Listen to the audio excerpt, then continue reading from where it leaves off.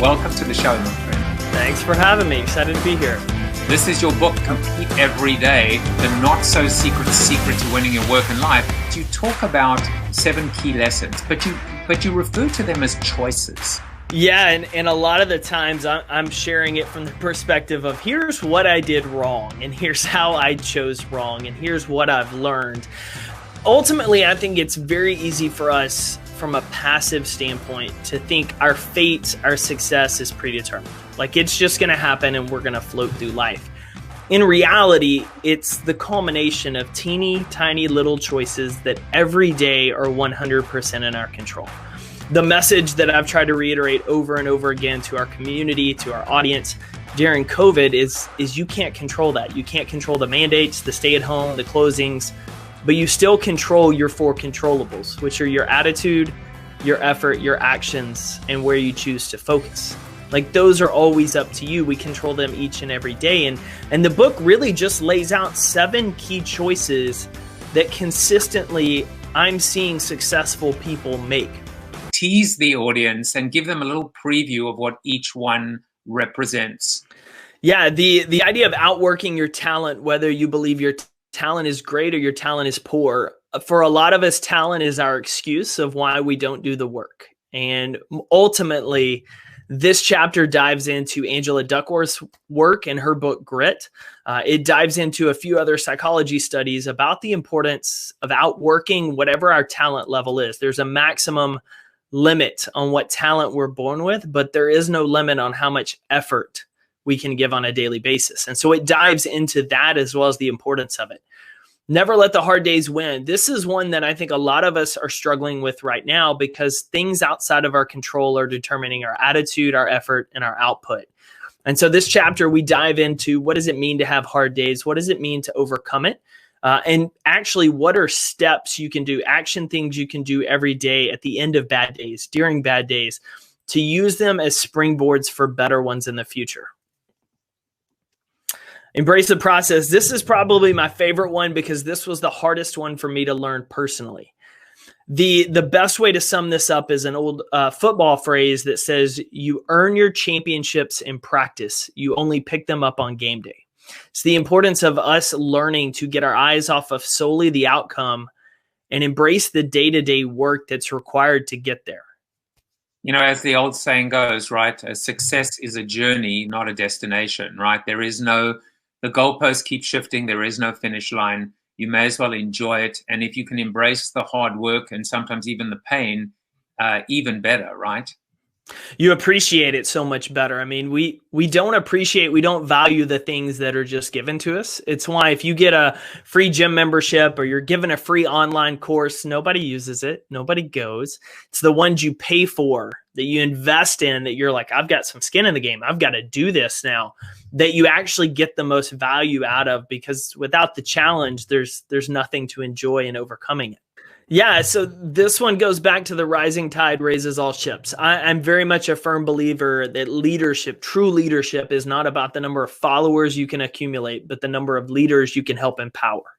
And so I want to reiterate that with this chapter, talk about why that matters, show examples of what that can look like in real life, but hit home on the idea of getting our eyes off our follower count and getting our eyes onto how many people we can build up and empower to lead themselves. As you were going through all of these, Jake, it's hard not to see, especially with the word competitor, you know, being a competitor in competition, thinking about sport and thinking about teamwork and thinking about showing up to practice, even when your muscles are aching or the rain is pouring, and that being a metaphor for life, and not just life, but life right now.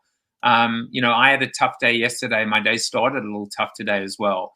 It feels a lot better spending time with you. And I think, you know, it's ironic because we have no sport at the moment, and yet we're still drawing reserves and all this energy from the power of sport. We very much are. And similar to you, my rough day was a few weeks ago when events started getting canceled and clients were asking to get checks back for deposits and everything that goes into on the speaker side, where mentally it was just a rough go. And so I had to put into practice the things I talk about in the book. And then I had to make sure, just like you, I started surrounding myself with the right people of saying yesterday was that day. How am I going to show up and do today? In sports, we might have lost yesterday, but the season's not over. Are we going to show up and do our best to win the next game? And so it's just teaching yourself, what choices do I need to make? What choices have I made in the past? And which ones need to be corrected in the future to get me where I want to go? Let's talk about the competitor mindset, the ability to always be on, to always have that intensity at all times and all days. But also, the question is, does that mean we're competing against our colleagues, our brothers, our sisters, our friends? So how do you reconcile the competitor mindset with being overly competitive? Yeah, so that was a mistake I made majority of my life. And that's something I talk about in the book that has negative consequences, because what ultimately you get into is a life of comparison. Someone's always ahead of you. Someone's always behind you. And the problem with that is you fail to reach your true potential and do your best work when you're staring at everyone else. I liken it to a track star.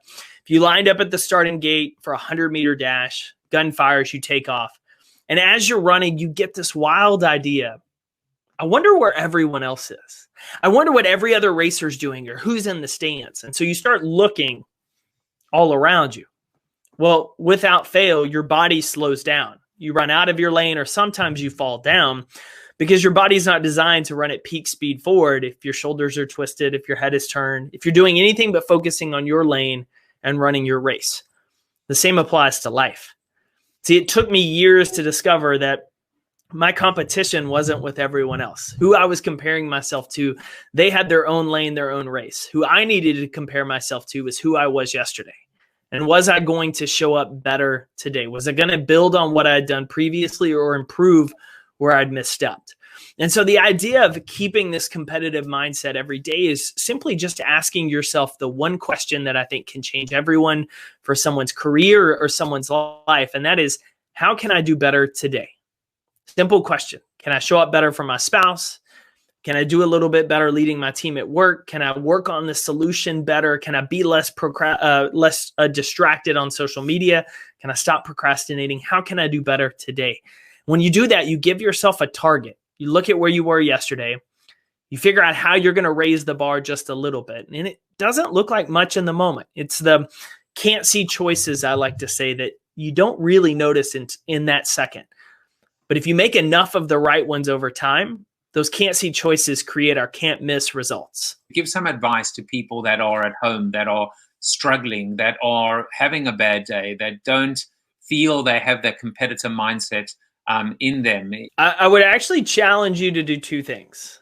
And I think these are two very simple things to do that, if done, let's say every day for the next 7, could have dramatic impacts on your life and your current state of mind. The first is to take out something as small as a sticky note and just write down one thing you want to achieve that day. It could be having to do with your business. It could be you want to go outside and go for a 20-minute walk or a run. Could be any number of things. I'm going to eat the salad in the fridge instead of ordering takeout pizza. Whatever that is, pick one positive action step you're going to take and then do it. And when you do it, I want you to cross through it. Give yourself a little bit of reward that you achieve something that day. Doesn't have to be big, but tomorrow you're going to do the same thing. You're going to pick the one thing and do it. The whole goal with that is to start building the momentum of action. A lot of times we wait to feel motivated to take action. And what we want to do with this sticky note is start taking action before we ever feel motivated, because the key is that once we start taking the action, we start feeling more motivated to keep it going. And so that's the first one. The second one is we tend to go down into that dark hole of wallowing in how bad we feel, how bad things are, when we focus on ourselves. And so my second challenge to you is every single day for the next 7, pick up your phone and call someone. FaceTime them or call them. Don't text them, don't email, but give a friend a call. Talk to somebody you went to college with or a coworker you haven't seen in 10 years, maybe from a past job. Call someone and just reach out and ask, how are you doing in all this? It's not about me. It's about you. How are you doing? I'd love to catch up. Tell me what's going on in your life these days. Because what that allows you to do is turn your attention off of how you feel and focus on how you can help someone else. And it's crazy to hear because our community right now is doing that for the month of April. Every day they're challenged to make a call to someone different. And that the feedback we're getting and the messages we're getting about these conversations they're having and how they can't get on the phone and be negative because they know other people are struggling too. And so they want to have a good piece of news or just something positive.